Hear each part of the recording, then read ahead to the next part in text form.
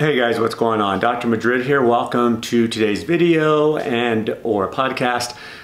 Today we're going to discuss intermittent fasting, and I'm going to explain exactly what it entails and the different ways that it can be done.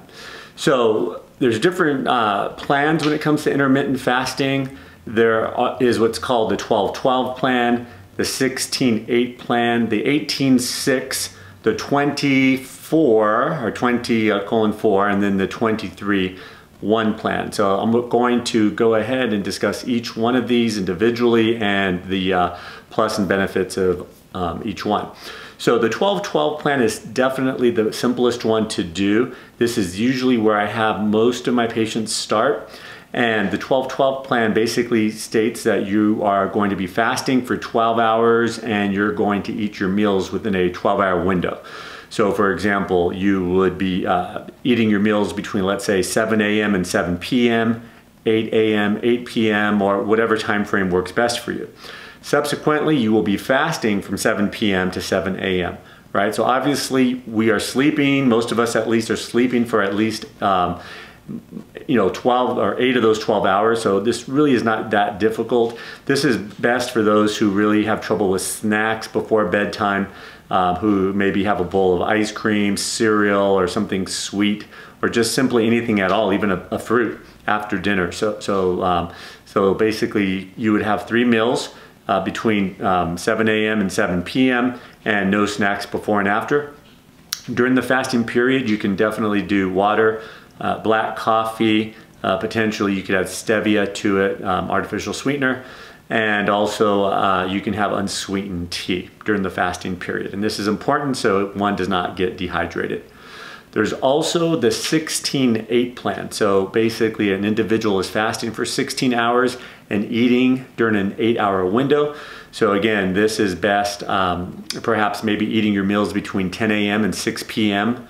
or 11 and 7. So whatever 8-hour window that you want to eat, that's fine. Some people prefer to eat breakfast and then they may eat at 8 a.m. and then have their last meal at 2 o'clock, right? So that would be a 16-8 plan, or at 4 o'clock, excuse me.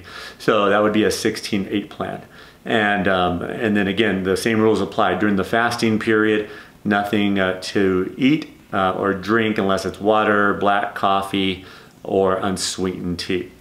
There's also the 18-6 plan, which again, by this time you understand there's 18 hours of fasting and you're eating your meals within a 6-hour window. Personally, this is the one that I do the most. I simply will forego breakfast, generally speaking, have no snacks, and have my first meal at lunchtime.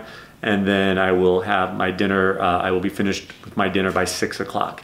And then I will be fasting from 6 p.m. to 12 o'clock the next day. There's also what's called the 20-4 plan. Again, fasting for 20 hours, eating 1 to 2 meals or maybe a snack and 1 meal within a 4-hour window. And last but not least, there's what's called the OMAD. OMAD, this stands for 1 meal a day. And the rules of this is you are going to be fasting for 23 hours and eating all your meals within a 1-hour window.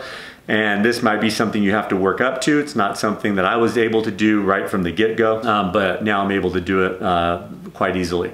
So, and again, you can go back and forth between these different plans. So when I first started the intermittent fasting along with a ketogenic diet, back in June of 2018, I would eat 3 meals per day, starting at 8 a.m. or 7 a.m. and then have my last meal no later than 7, and then no snacks. And then what I would do is I would do the 12-12 plan about 5 days per week, and then 2 days per week I would do the 16-8 plan. And so that kind of helped keep my body on its toes, keep the metabolism going. And nowadays that I've been doing this for a while, I'll simply change it up every single day. Some days I'll do a 12-12 plan. Other days I'll do a OMAD, 1 meal a day. Other days I will go 18-6 or even a 16-8, really depending on how I'm feeling. Some days I just feel like having a keto snack, a protein bar, some almonds, some nuts, at 10 a.m. So if I feel like it, I go ahead and listen to my body. I'm not trying to torture myself, and I'll go ahead and eat those foods. and then I'll just transition to a 16-8 or a 12 or 18-6, really just depending on how I feel that given day. So hopefully this clears things up for you. If you're just starting, again, I would recommend a 12-12 plan. A couple days a week to do a 16-8 plan. If you want to be real aggressive, there's the 23-1, but for most people, they have to work themselves up to that. Then also, obviously, if you're on medications, especially blood sugar lowering medications, diabetic medications, make sure you consult with your doctor because I've had many patients who go onto these plans and they have to quickly back off of their blood sugar medications, back off their insulin, or even stop their insulin in many cases, which is a good thing. But again, it can happen quite quickly, and if you do not back off accordingly, you may end up having low blood sugar episodes. So again, you're going to want to speak with your physician prior to going on a low carb diet.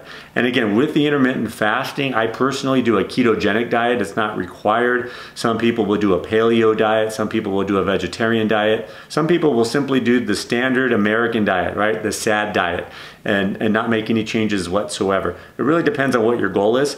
For me, my goal is to get my body fat down, so that's why I went on a low carb diet. For those who have diabetes or who are really trying to lose the weight, a keto or a paleo diet may be the best thing. But again, this talk is primarily discussing intermittent fasting and the pros and cons of it. So hopefully this is helpful. Make sure you leave me a comment down below. Also follow me on Instagram and Twitter at Eric Madrid MD, also on Facebook. Thank you and have a great day.